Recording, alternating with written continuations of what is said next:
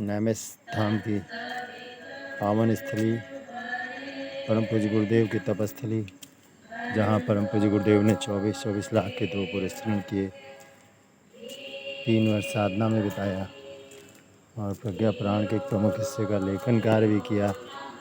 धर्म ध्वजा फहराती हुई अगले 2 सालों में ये स्थान मिनी शांति कुंज के रूप में परिवर्तित हो जाएगा।